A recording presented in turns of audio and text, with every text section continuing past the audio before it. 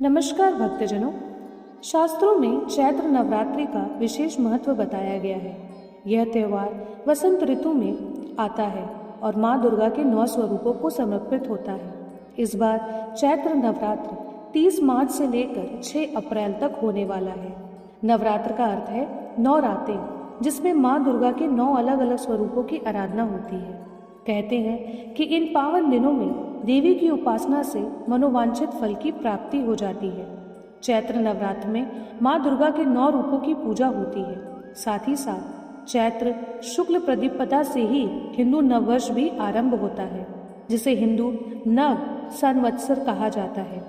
चैत्र मास के शुक्ल पक्ष की प्रतिपदा तिथि 29 मार्च को शाम 4:27 से लेकर 30 मार्च को दोपहर 12:50 तक रहने वाली है। इस बार चैत्र नवरात्र पर घट स्थापना के लिए 2 शुभ मुहूर्त है। पहला मुहूर्त है 30 मार्च को सुबह 6:13 से लेकर सुबह 10:22 तक। दूसरा शुभ मुहूर्त है दोपहर के 12:01 से लेकर 12:50 तक के बीच में अभिजीत मुहूर्त में आप घट स्थापना कर सकते हैं। आइए अब हम माँ दुर्गा की कथा के बारे में सुनते हैं। नवरात्रि के पहले दिन ये बहुत ही ज़्यादा आवश्यक है कि आप माँ दुर्गा की कथा सुनें। उसके बाद हम माँ दुर्गा के शक्तिशाली मंत्रों का जाप करेंगे। सबसे पहले माँ दुर्गा की कथा सुनते हैं। धार्मिक कथाओं के अनुसार एक बार बृहस्पति जी ने ब्रह्मा जी से सवाल किया कि चैत्र व अश्विन मास के शुक्ल पक्ष में नवरात्र का व्रत और उत्सव क्यों किया जाता है? इस व्रत का क्या फल है? इसे किस प्रकार करना उचित है? पहले इस व्रत को किसने किया? बृहस्पति जी के इस सवाल के जवाब में ब्रह्मा जी ने कहा, हे बृहस्पति, प्राणियों के हित की इच्छा से तुमने बहुत अच्छा प्रश्न किया है। दरअसल जो मनुष्य मनोरथ पूर्ण करने वाली दुर्गा, महादेव, सूर्य और नारायण का ध्यान करते हैं, वे मनुष्य धन्य हैं। यह नवरात्र व्रत संपूर्ण कामनाओं को पूर्ण करने वाला है। इसके करने से पुत्र की कामना वाले को पुत्र, धन की लालसा वाले को धन, विद्या की चाहने वाले को विद्या और सुख की इच्छा वाले को सुख मिलता है। इस व्रत को करने से रोगी मनुष्य का रोग दूर हो जाता है, मनुष्य की संपूर्ण विपत्तियां दूर हो जाती हैं और घर में समृद्धि की वृद्धि होती है। बान को पुत्र की प्राप्ति होती है, समस्त पापों से छुटकारा मिल जाता है और मन का मनोरथ सिद्ध हो जाता है। ब्रह्मा जी के अनुसार जो मनुष्य इस नवरात्र व्रत को नहीं करता है, वह उनके दुखों को भोगता है और कष्ट व रोग से पीड़ित हो अंगहीनता को प्राप्त होता है। उसकी कोई संतान नहीं होती और वह धन धान्य से वंचित रहता है। भूख और प्यास से व्याकुल घूमता फिरता है तथा संज्ञानहीन हो जाता है। जो सधवा स्त्री इस व्रत को नहीं करती, वह पति सुख से वंचित हो नाना दुखों को भोगती है। यदि व्रत करने वाला मनुष्य सारे दिन का उपवास ना कर सके तो एक समय भोजन करे और 10 दिन बांध सहित नवरात्र व्रत की कथा का श्रवण करे। हे बृहस्पति, जिसने पहले इस महाव्रत को किया है, वह कथा मैं तुम्हें सुनाता हूँ। तुम सावधान होकर सुनना। इस प्रकार ब्रह्मा जी का वचन सुनकर बृहस्पति जी बोले, हे ब्राह्मण मनुष्य का कल्याण करने वाले, इस व्रत के इतिहास को मेरे लिए कहो। मैं सावधान होकर सुन रहा हूँ। आपकी शरण में आए हुए मुझ पर कृपा करो। ब्रह्मा जी बोले, प्राचीन काल में मनोहर नगर में पीठत नाम का एक अनाथ ब्राह्मण रहता था। वह भगवती दुर्गा का भक्त था। उसके संपूर्ण सद्गुणों से युक्त सुमित नाम की एक अत्यंत सुंदरी कन्या उत्पन्न हुई। वह कन्या सुमति अपने पिता के घर बाल्यकाल में अपनी सहेलियों के साथ क्रीड़ा करती हुई इसी प्रकार बढ़ने लगी और शुक्ल पक्ष में चंद्रमा की कला बढ़ती ही। उसका पिता प्रतिदिन जब माँ दुर्गा की पूजा कर होम किया करता, वह उस समय नियम से वहां उपस्थित रहती। एक दिन सुमति अपनी सखियों के साथ खेल में लग गई और भगवती के पूजन में उपस्थित नहीं हुई। उसके पिता को पुत्री की ऐसी असावधानी देखकर क्रोध आया और वह पुत्री से कहने लगे, अरे दुष्ट पुत्री, आज तूने भगवती का पूजन नहीं किया, इस कारण मैं किसी कुष्ठ रोगी या दरिद्र मनुष्य के साथ तेरा विवाह करूंगा। पिता का ऐसा वचन सुन सुमति को बड़ा दुख हुआ और पिता से कहने लगी, हे पिता, मैं आपकी कन्या हूँ तथा सब तरह आपके अधीन हूँ। जैसी आपकी इच्छा हो वैसा ही करो। राजा से, कुष्ठी से, दरिद्र से अथवा जिसके साथ चाहो मेरा विवाह कर दो, पर होगा वही जो मेरे भाग्य में लिखा है। मेरा तो अटल विश्वास है जो जैसा कर्म करता है उसके कर्मों के अनुसार उसको वैसा ही फल मिलता है, क्योंकि कर्म करना मनुष्य के अधीन है पर फल देना ईश्वर के अधीन है। जैसे अग्नि में पड़ने से क्रीड़ादि उसको अधिक प्रदिति प्रदान करती है, इस प्रकार कन्या के निर्भयता से कहे हुए वचन सुन उस ब्राह्मण ने क्रोधित हो अपनी कन्या का विवाह एक कुष्टी के साथ कर दिया और अत्यंत क्रोधित हो पुत्री से कहने लगे, हे पुत्री, अपने कर्म का फल भोग, देखे तेरे भाग्य के भरोसे रहकर क्या करती हो। पिता के ऐसे कटु वचनों को सुन सुमति मन में विचार करने लगी, अहो मेरा बड़ा दुर्भाग्य है जिससे मुझे ऐसा पति मिला। इस तरह अपने दुख का विचार करती हुई वह कन्या अपने पति के साथ वन में चली गई और डरावने कुशा युक्त उस निर्जन वन में उन्होंने वह रात बड़े कष्ट से व्यतीत की।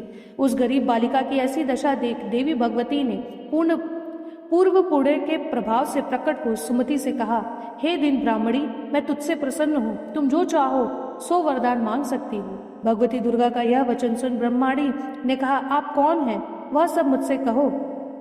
ब्रह्मणी का ऐसा वचन सुन देवी ने कहा, मैं आदि शक्ति भगवती हूँ और मैं ही ब्रह्मा विदा व सरस्वती हूँ। प्रसन्न होने पर प्राणियों का दुख दूर करके सुख प्रदान करती हूँ। हे ब्राह्मणी, मैं तुझ पर तेरे पूर्व जन्म के पुण्य के प्रभाव से प्रसन्न हूँ। तुम्हारे पूर्व जन्म का वृतांत सुनाती हूँ, सुनो। तू पूर्व जन्म में निषाद भील की स्त्री थी और अति पतिव्रता थी। एक दिन तेरे पति निषाद ने चोरी की। चोरी करने के कारण तुम दोनों को सिपाहियों ने पकड़ लिया और ले जाकर जेल खाने में कैद कर दिया।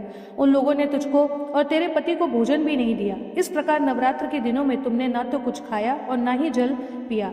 इस प्रकार 9 दिनों तक नवरात्र का व्रत किया। हे ब्राह्मणी, उन दिनों में जो व्रत हुआ इस व्रत के प्रभाव से प्रसन्न होकर मैं तुझे मनोवांछित वर देती हूँ। तुम्हारी जो इच्छा हो उसे मांगो। इस प्रकार दुर्गा के वचन सुन ब्राह्मणी बोली, अगर आप मुझ पर प्रसन्न हो हे दुर्गे, मैं आपको प्रणाम करती हूँ। कृपा करके मेरे पति का कोढ़ दूर करो। देवी ने कहा, उन दिनों तुमने जो व्रत किया था उस व्रत का 1 दिन का पुण्य पति का कोढ़ दूर करने के लिए अर्पण करो। उस पुण्य के प्रभाव से तेरा पति कोढ़ से मुक्त हो जाएगा।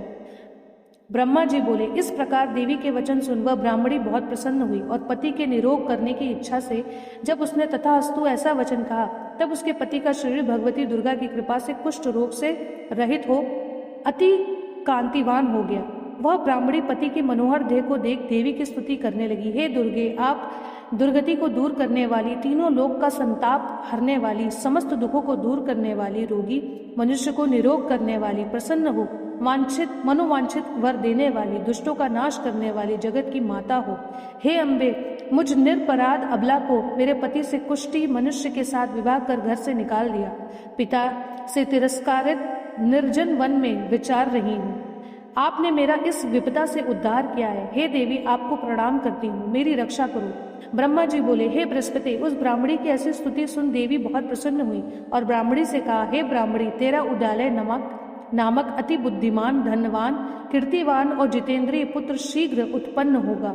ऐसा वर प्रदान कर देवी ने ब्राह्मणी से फिर कहा कि हे ब्राह्मणी, और जो कुछ तेरी इच्छा हो वह मांग ले। भगवती दुर्गा का ऐसा वचन सुन सुमति ने कहा, हे भगवती दुर्गे, अगर आप मुझ पर प्रसन्न हो तो कृपा कर मुझे नवरात्र की विधि और उसके फल का विस्तार से वर्णन बताएं। इस प्रकार ब्राह्मणी के वचन सुन दुर्गे ने कहा, हे ब्राह्मणी, मैं तुम्हें संपूर्ण पापों को दूर करने वाले नवरात्र व्रत की विधि बतलाती हूँ, जिसको सुनने से मोक्ष की प्राप्ति होती है। अश्विन मास के शुक्ल पक्ष की प्रतिपदा से लेकर 9 दिन तक विधि पूर्वक व्रत करें। यदि दिन भर व्रत ना कर सके तो एक समय भोजन करें। विद्वान ब्राह्मणों से पूछकर घट स्थापना और वाटिका बनाकर उसको प्रतिदिन जल से सींचे। महाकाली, महालक्ष्मी, महासरस्वती देवी की मूर्तियां स्थापित कर उनकी नित्य विधि सिद्धि पूजा सहित पूजा करें और पुष्पों से विधि पूर्वक अर्घ दें। बिजौरे का फल से अर्घ देने से रूप की प्राप्ति होती है। जायफल से अर्घ देने से कीर्ति, दाख से अर्घ देने से कार्य की सिद्धि होती है। आंवले से अर्घ देने से सुख की प्राप्ति होती है और केले से अर्घ देने से आभूषणों की प्राप्ति होती है। इस प्रकार पुष्पों व फलों से अर्घ देकर व्रत समाप्त होने पर 9वें दिन आदि विधि हवन करें। घांड, घी, गेहूं, शहद, जौ, तिल, बिलव, बेल, नारियल, दाख और कदम्ब आदि से हवन करें। गेहूं से होम करने से लक्ष्मी की प्राप्ति होती है। खीर एवं चंपा के पुष्पों से धन की और बेल पत्तों से तेज व सुख की प्राप्ति होती है। आंवले से कीर्ति की और केले से पुत्र की,